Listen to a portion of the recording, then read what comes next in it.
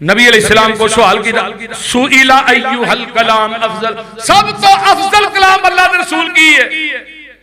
आका फरमाते ने जेड़ा कलाम अल्लाह ने अपने फरिश्तियां नू सिखाया ते अपने बंदियां नू की है, सुभान अल्लाह व पढ़ लो सुभान अल्लाह व बिहम्दिही।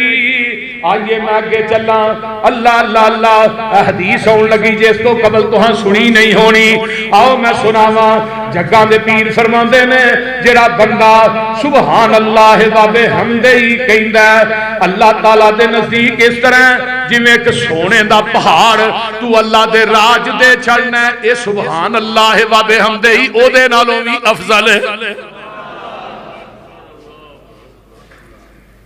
कबो ते सही, मन काला सुभान अल्लाह व बिहम्दिही मिअतु मर्रतिन गुफिरत लहु ज़ुनूब वलौ कानत मिसला ज़बदिल बहर।